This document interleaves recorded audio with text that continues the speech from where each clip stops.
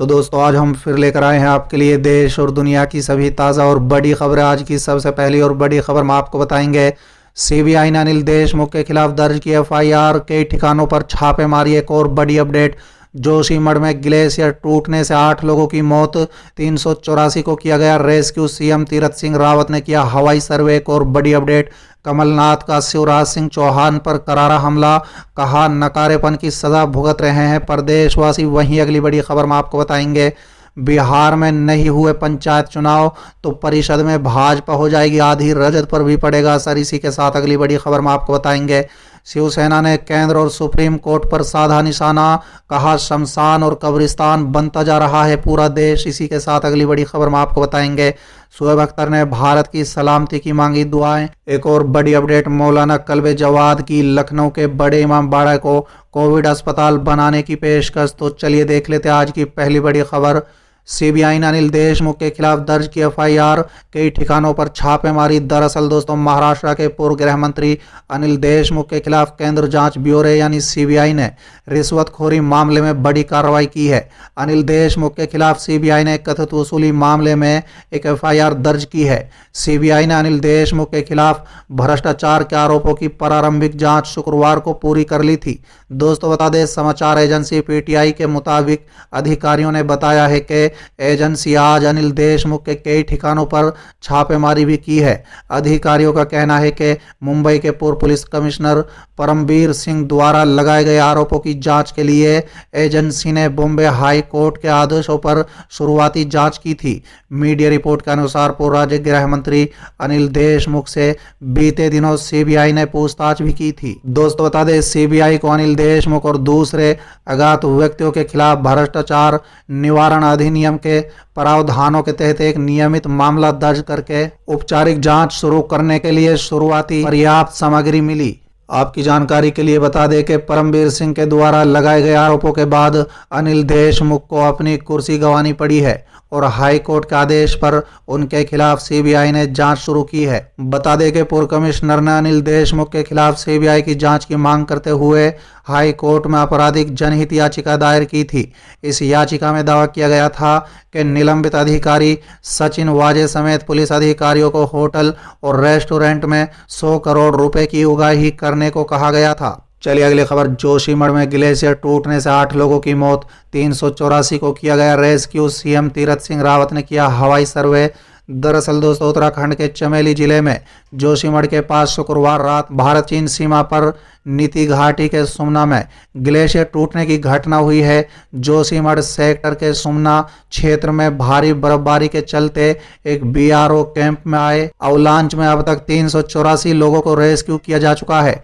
वहीं 800 बरामद किए जा चुके हैं। दोस्तों बता दें, 6 लोगों की हालत गंभीर है जिनका अभी इलाज चल रहा है। भारतीय सेना ने इसकी जानकारी दी है। वहीं मुख्यमंत्री तीरथ सिंह रावत ने शनिवार को नीति घाटी के सुमना का हवाई सर्वे किया जहां शुक्रवार रात ग्लेशियर टूटा था। सीएम ने बीआरओ कैंप के पास ग्लेशियर टूटने के चलते शुक्रवार रात को ही अलर्ट जारी कर दिया था। रेस्क्यू के लिए भारतीय सेना के चीता हेलीकॉप्टर सेना हेलीपैड जोशीमठ पहुंचे।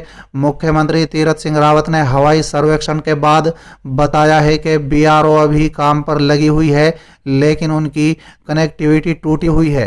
सीएम ने ट्वीट करते हुए कहा है कि बर्फ बहुत ज्यादा गिरी है, बर्फ से कई जगह सड़कें ब्लॉक हो गई है। आसपास के गांव और आवासियों की कोई नुकसान नहीं हुआ है, केवल सड़क मार्ग पर नुकसान हुआ है। मुख्यमंत्री तीरथ सिंह रावत ने बताया है कि सेना, आईटीबीपी, एनडीआरएफ, एसडीआरएफ और जिला प्रशासन स्थिति से निपटने के लिए पूरी तरह से जुटे हैं।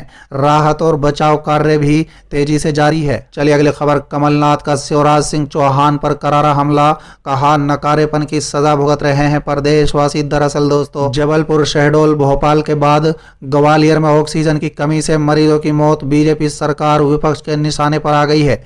ऑक्सीजन की कमी से हो रही मौतों पर पूर्व मुख्यमंत्री और पीसीसी चीफ कमलनाथ ने शिवराज सरकार पर हमला बोला है। उन्होंने कहा है कि आपकी सरकार की लापरवाही, नकारापन की सजा आज पूरा प्रदेश भुगत रहा है।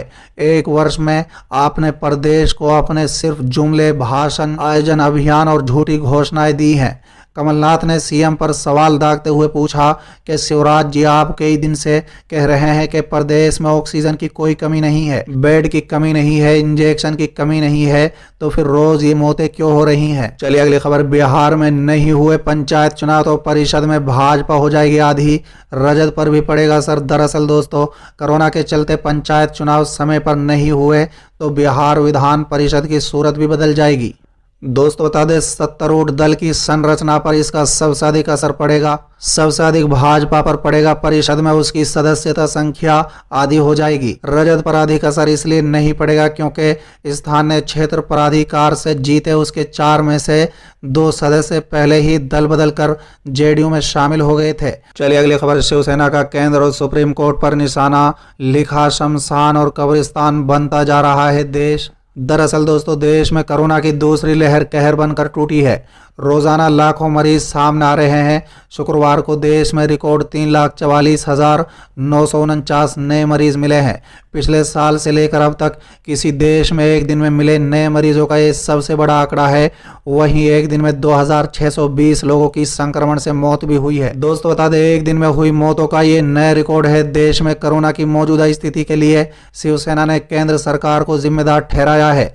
शिवसेना ने शनिवार को सामना में लिखा, सुप्रीम कोर्ट ने अब देश में कोविड की स्थिति का नोटिस लिया है, लेकिन सुप्रीम कोर्ट अगर नेताओं, प्रधानमंत्री, गृह मंत्री के रोड शो और हरिद्वार कुंभ को लेकर सही समय पर ध्यान देता तो ऐसी स्थिति नहीं बनती। भाजपा और केंद्र पर निशाना साधते हुए शिवसेना ने लिखा है कि मोदी और उनके सहयोगियों को देश को स्वर्ग बनाना था, इसके लिए ही उन्होंने वोट मांगे, लेकिन अब देश शमशान और कब्रिस्तान बनता जा रहा है। साथ ही सुप्रीम कोर्ट पर भी सवाल उठाते हुए शिवसेना ने लिखा है, कोरोना एक राष्ट्रीय आपदा है और इससे लड़ने के लिए केंद्र सरकार ने क्या योजना बनाई है, इसकी जानकारी सुप्रीम कोर्ट ने अब मांगी है। देश की गंभीर स्थिति का नोटिस सुप्रीम कोर्ट ने खुद लिया है। ये खुशी की बात है, लेकिन पश्चिम बंगाल में प्रधानमंत्री, गृह मंत्री के रोड शो और हरिद्वार में धार्मिक मेलों को सही समय पर नोटिस में लिया होता तो लोगों को इस तरह सड़क पर तड़प कर मरने की नौबत नहीं आती। साथ ही शिवसेना ने लिखा है कि पश्चिम बंगाल, असम, केरल, तमिलनाडु जैसे